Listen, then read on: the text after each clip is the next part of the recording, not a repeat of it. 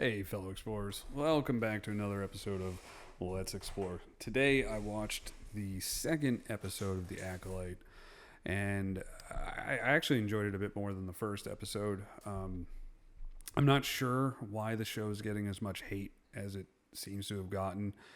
I'm a lifelong Star Wars fan. I've wanted more Star Wars content. I haven't liked everything that Disney has done.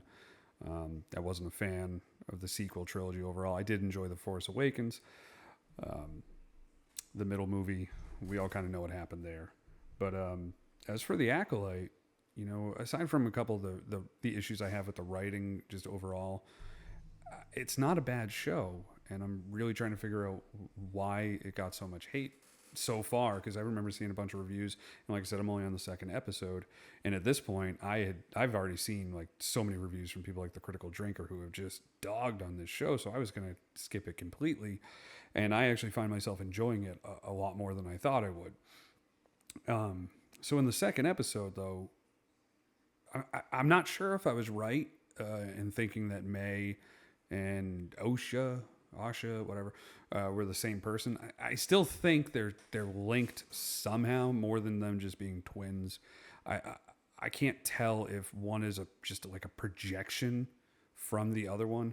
There is one scene in this episode where they do see each other, but we've actually seen that before with when, in the first episode when they were little kids, when it was a vision and they saw each other there. So I really am still thinking that somehow this is the Force manipulating things, and that's still a good idea, or just somehow she survived.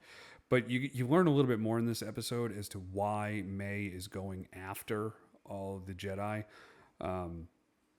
She's looking for 4 Jedi specifically. We already know that she got Jedi killed by she killed a Jedi in the last episode, played by Carrie-Anne Moss. You find out that she's going after the guy that played Gi-Yoon in Squid Game.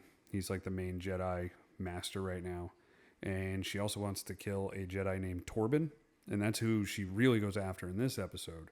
So she sneaks her way into a Jedi temple, which at first I thought was really dumb, because she gets into the Jedi temple and then she actually escapes through an open skylight. And I'm like, well, why didn't she just go in there in the first place? And I'm like, more shitty writing. But I will say, when she returns, she goes through that skylight. So clearly she just didn't know about the skylight. So I thought that was actually, good writing once the episode flushed itself out. But she enters the Jedi temple, and you just see this Jedi sitting in a crisscross applesauce, and he's meditating, and he's lifting off the ground.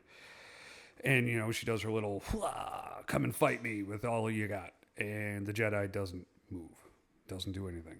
She starts trying to hit him, and boom, she just hits like this force field.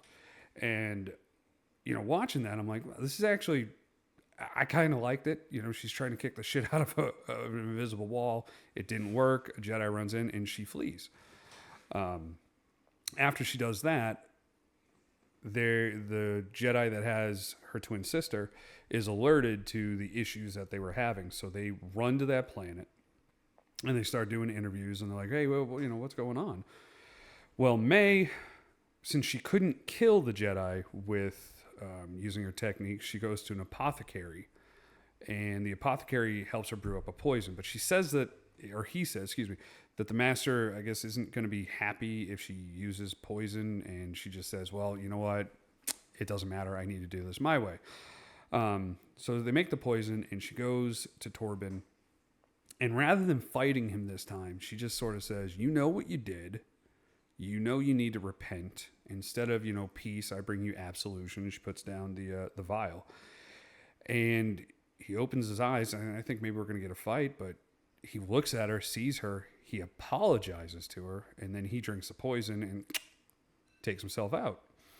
And as the Jedi Master with Osa, whatever her name is going through the temple, she breaks off, and her friend, the taller dude with the curly hair and the yellow lightsaber, he follows her just to sort of see what she's doing, and she ends up finding the Jedi Master dead on the ground. So one of Jedi Torben's followers comes running out with his lightsaber, and he's ready to be like, "Whoa, no, you killed him!"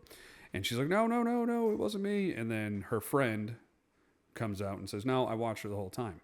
It wasn't her."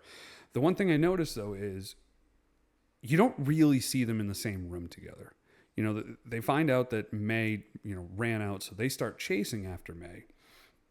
And you've got, you have Gi-yoon from Squid Game and her friend. They box May into a corner. And then Jekik is another Padawan. She's flying a ship. They got May cornered. Boom, spotlights on him. In the name of the Republic, surrender. May looks at the ground.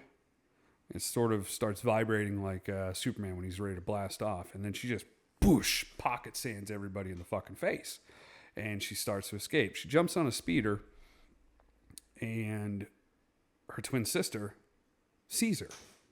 They make eye contact, and they're like, "Oh my gosh, you really are alive." And then the good one pulls out a blaster and shoots to stun, but misses every shot she does. And this is what got me back onto thinking that they're the same person. And, you think to yourself, whoa, Explorer, you're going a little crazy here because, we saw them together. Well, I grew up watching movies like Fight Club where Tyler Durden was Tyler Durden the whole time. So we could just be seeing things from her point of view where she's seeing her sister. And it's all just happening in her head. She's projecting through the great amount of loss that she's felt, because she did train as a Padawan, so she does know how to use the Force, but you don't see her ever using the Force, which really does make me believe that she is somehow using parts of her unconscious, to project things through the Force to bring her sister into reality. I don't think her sister is real, like in the physical sense of everybody else. I think that she looks real, she feels real. I think it's very similar to when Luke Skywalker used the Force to project himself halfway across the galaxy. She's not projecting that far, and depending on who's training her and what they're doing, I don't really know how powerful she could be. But I am going to try to get caught up before the series or season. I don't know if they're doing multiple seasons, but I am going to try to get caught up to the end of it before like the next episodes come out. I think they're on episode 6 right now, so I'm hoping to kind of burn through the rest of this week. But all in all, I don't know why the show is getting hated on as much as it is. I mean, the writing and the dialogue kind of, I think, screams to a younger audience than myself. And that's not necessarily a bad thing because, everybody needs to make money. So eventually, you need to bring more fans into the franchise. I don't think that so far the show has been as polarizing as a lot of people say it is. I've seen a lot of just like political hot takes and all that. And I'm personally not getting that from the show. I'm getting that this was somebody's project. They really felt a lot about it. They may not have been the biggest Star Wars fans to begin with.